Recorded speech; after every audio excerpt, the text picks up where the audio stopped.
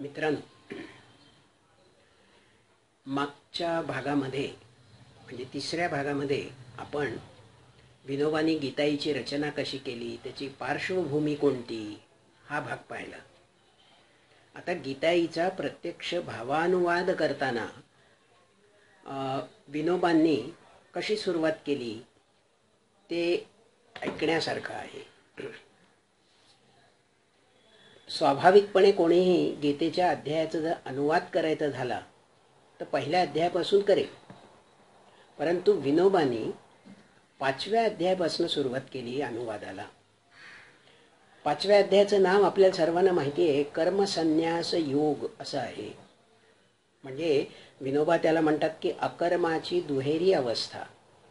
अकर्माची 2 अवस्था आहेत, एक कर्मयोग आहे, एक संन्यास आहे. तेव्हा विनोबांनी जी काही भाष्य वाचली, मग लोकमान्य टिळकांचं गीता रहस्य, ज्ञानेश्वरी, शंकराचार्य वगैरे, त्यामध्ये विनोबा म्हणतात की 5व्या अध्यायाच्या वर्णनासंबंधी, भाष्यासंबंधी मला थोडा गोंधळ वाटला, गुंतागुंत वाटली. आता हा गोंधळ त्या भाष्यकारांचा नसेल, तो माझा असेल कदाचित.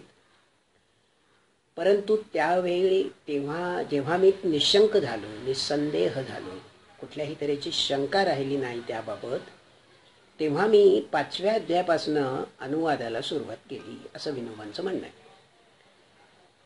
आणि 5व्या अध्यायामध्ये तसंच आहे बघा. पहिला अर्जुनाने प्रश्न विचारलाय की कृष्णा संन्यास कर्माचा तसा योगही सांगसी, दोहोत जे बरे एक सांगते मज निश्चित.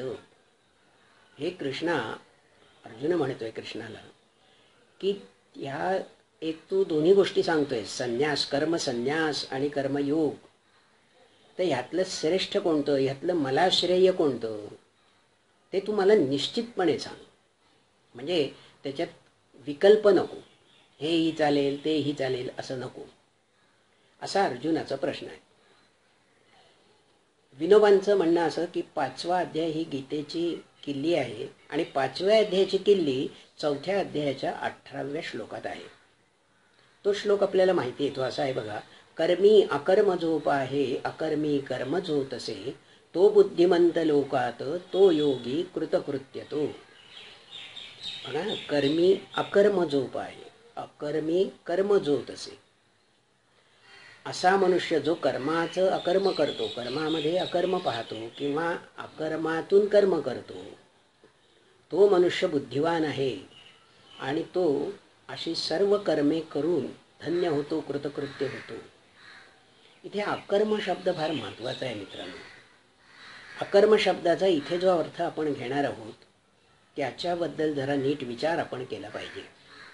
अकर्मासारखे आपण अजून 2 काही शब्द वापरतो ज्याच्या पाठीमागे अ आहे. अहिंसा, अयोग्य, नंतर असत्य. आता असत्य म्हणजे सत्याचा अभाव, हिंसा नाही म्हणजे अहिंसा, जे योग्य नाही ते अयोग्य. मग अकर्म म्हणजे कर्माचा अभाव, कर्म न करणे असा अर्थ घ्यायचा का, तर असा अर्थ मुळीच घ्यायचा नाही. हे पहा, कर्म करावं लागतं आणि अकर्म होतं. म्हणजे अकर्म केव्हा होतं, कर्म केल्याशिवाय होत नाही, हे लक्षात घ्या आपण मंडळी. कर्म केल्याशिवाय त्या कर्माचं रूपांतर अकर्मात होत नाही. त्याला आपण एक उदाहरण घेऊ. ते अगदी तंतोतंत लागू नसलं तरी थोडी ही गोष्ट पुन्हा नीट कळण्यासाठी आपण उदाहरण घेतो. आपल्याला समजा कुठे जायचं आहे तर आपण योग्य ते वाहन म्हणा, म्हणजे बस असेल, रिक्षा असेल, ते पकडतो आणि त्यात बसण्याचं कर्म आपण करतो. परंतु इच्छित स्थळी नेणं ह्याच्यात आपला काही सहभाग नसतो. मग मध्ये काही अडथळे येतात, सिग्नल येतो, स्पीड ब्रेकर येतात, डायव्हर्शन्स येतात. मग ह्या सगळ्याची जबाबदारी, हे सगळं पार पाडण्याचं काम तो ड्रायव्हर, चालक करीत असतो. त्यात आपल्याला काही लुडबुड करण्याचं काही कारण नसतं. अकर्माच्या बाबतीत मात्र थोडा इथे फरक आहे. कर्म करण्याची क्रिया आपण करणार आहोत, पण त्याचं अकर्मात रूपांतर होणं, त्याचं अकर्म होणं म्हणजे कर्माचा कुठलाही लेप न लागणं, त्याच्यापासून कर्माच्या गोष्टीपासून अलिप्तता राखणं हे जे अकर्माचा अर्थ आहे, ते अकर्म मात्र करण्यासाठी रूपांतर कर्माचं अकर्मात होण्यासाठी प्रयत्न कर्म करणाऱ्याला करायचे आहेत. हा त्यातला महत्त्वाचा मुद्दा आपण लक्षात घ्यायचा. मग आता कर्म, आपण अनेक कर्म करतो, पण आपली कर्म अकर्म का होत नाही? कारण कर्मामध्ये आपल्या कर्म करत असताना काही अडथळे आहेत. हे अडथळे कोणते? पहिला गोष्ट म्हणजे आपलं मन. मनामध्ये काम, क्रोध, लोभ, मत्सर अशी विकारांनी ते मन ग्रासलेलं आहे. आणि त्यामुळे आपल्या मनामध्ये खूप असं म्हणूया आपण गाळ, कचरा साचलेला आहे. आपल्याला असं ते जाणवत नाही. केव्हा जाणवतं? समजा एखादा मनुष्य काही आपल्याला म्हणाला, बोलला, तर एखाद्या माणसाला एखादा मनुष्य बोलला तर त्या माणसाला राग आला. आता राग कुठून आला? तो बाहेरून नाही आला, तो आत होता. म्हणजे कर्म करताना आपल्या मनामधली जो काही अयोग्य गोष्टी आहेत, कचरा आहे म्हणू आपण, तो बाहेर येतो आणि त्या अडथळ्यामुळे आपल्याला कर्मापासून अलिप्तता मिळत नाही. तर म्हणून आपल्याला हे सगळे अडथळे दूर करायला पाहिजेत. आणखीन कोणते अडथळे आहेत? अहंकार आहे आपल्याला कर्माचा. मी हे केलं. कर्तृत्वाचा अभिमान आहे. कर्तेपणा आपण आपल्याकडे घेण्याचा नेहमी प्रयत्न करत असतो. कर्म न करताही घेतो, कर्म करता तर घेतो. उदाहरणार्थ आपल्याकडे पाहुणे येणार असले तर आपण आपली खोली स्वच्छ करतो, लादी पुसून काढतो, सामान जिथल्या तिथे ठेवतो, ज्या काही वस्तू असतील त्या. आणि पाहुणे आल्यानंतर ते आपल्या घराला पाहून म्हणतात की अरे वा, छान तुम्ही घर ठेवलेलं आहे. तेव्हा माझ्यासारख्या किंवा त्या कुटुंबातल्या एखाद्या व्यक्तीला असं लगेच सांगण्याची घाई होते, इच्छा होते की हां, ही लादी स्वच्छ तुम्हाला दिसते नाही, मी पुसले बरं का. हे सामान जे तुम्हाला जागोजाग नीट लावलेलं दिसतंय ते मी केलंय. हा कर्तेपणा आहे, हे कर्तृत्वाची इच्छा आहे. त्याचप्रमाणे भोक्तृत्व पण येतं. मी कर्म केलं तर मी पण त्याचा भोग घेतला पाहिजे, याला भोक्तृत्व म्हणायचं. तेव्हा कर्तृत्व, भोक्तृत्व, कर्तेपणा, कर्माचा अहंकार, किंवा आपण म्हणतो की हे कर्म चांगलं आणि हे कर्म हलकं आहे, हे कर्म चांगलं आहे म्हणजे माझ्या योग्यतेचं नाही, ते दुसऱ्याला सांगायला हवं होतं पण मला ते सांगितलं करायला. किंवा अमुक एक कर्म मीच करू शकतो, दुसरा कोणीही करू शकत नाही, हा एक पण एक अहंकार आहे. तेव्हा असे अहंकार, काम, क्रोध हे सगळे आड येतात कर्माचं अकर्म होण्यासाठी. दुसरा एक मुद्दा महत्त्वाचा की कर्माचं अकर्म होण्यासाठी त्या कर्मामध्ये सहजता पाहिजे. आजच्या भाषेत बोलायचं तर ते कर्म करताना टेन्शन नको आपल्याला, कोणतंही विकार तर नको आड येणारे, पण त्याचा आपल्याला बोजा वाटता कामा नये. त्याचा आपल्याला ज्याला आपण म्हणतो की काहीतरी क्षुब्धता त्याच्यामुळे आली, टेन्शन आलं, असं होता कामा नये. कर्म हे सहज झालं पाहिजे. उदाहरण आपल्याला विनोबाने छान दिलं आहे आणि आपणही दुसरं उदाहरण बघू की पोहणे. समजा एखाद्या माणसाला पोहायचं आहे तर इतर लोक काय करतात, चांगले पट्टीचे पोहणारे त्याला ढकलतात. त्याला म्हणतात नाही कसं तर पाण्यात तुला ढकलून देतो आम्ही, नाही तर मग तो घाबरत असतो पहिल्यांदा खूप. तर हे घाबरत असताना तो एकदा पाण्यात पडला आणि त्याला हातपाय, नाकातोंडात पाणी जातं पहिल्यांदा, पण नंतर तो शिकतो कसे हातपाय मारले म्हणजे आपण तरंगतो वगैरे वगैरे, आणि मग त्याला पोहणं सहज होतं. मग त्याला भीती जाते सगळी त्याची, आणि तोच एखाद्या वेळेला म्हणतो की चला आपण पोहायला जाऊ म्हणजे मोकळं वाटेल वगैरे. आजकालचं उदाहरण आपण घेऊया. बऱ्याच ज्येष्ठ व्यक्तींकडे त्यांना आता मोबाईल वापरणं अपरिहार्य झालेलं आहे. तर एखादा व्यक्ती म्हणते की अहो मला फोन घेता येतो मोबाईलवर, पण ते त्याचा नंबर सेव्ह करा वगैरे अमुक तमुक, तर ते मला जमत नाही. म्हणजे त्याला त्याची कटकट वाटते, कारण त्याच्यात ते कौशल्य नसतं, त्याला ते माहीत नसतं काय करायचं.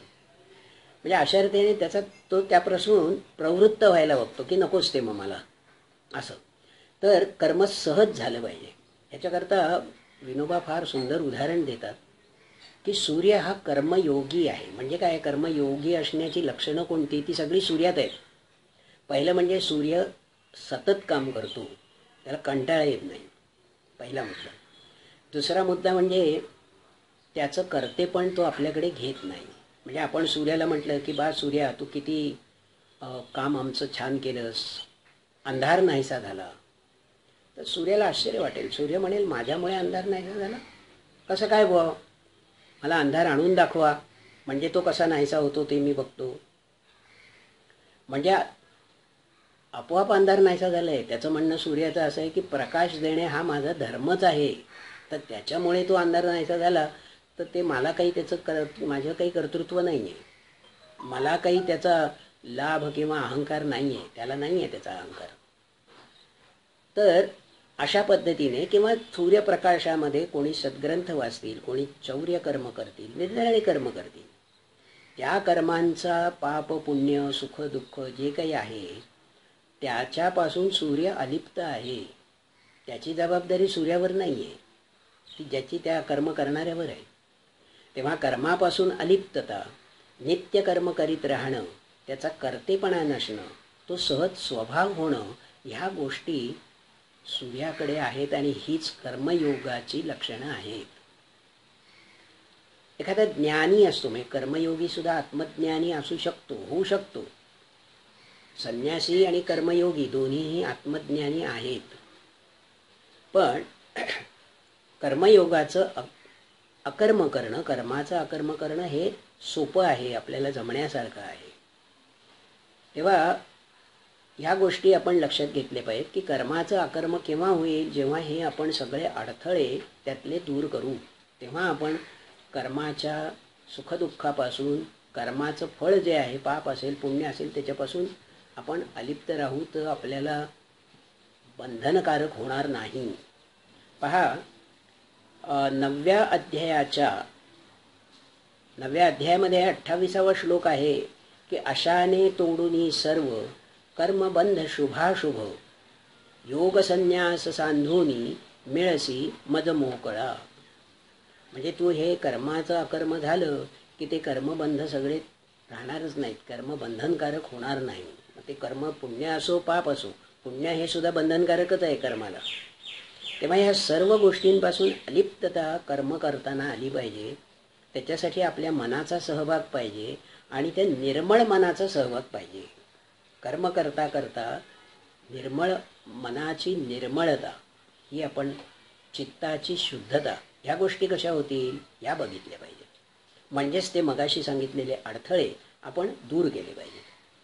आता कर्मी, आपण मगाशी श्लोक वाचला, कर्मी अकर्म जो पाहे अकर्मी कर्म जो तसे. आता हा दुसरा भाग आहे बरं का. अकर्म अवस्थेची दुहेरी अवस्थामधला एक आहे कर्मयोग, दुसरा आहे काहीही न करता कर्म करणे. आता काहीही न करता कर्म कसं होईल, त्याला संन्यास म्हटलेला आहे.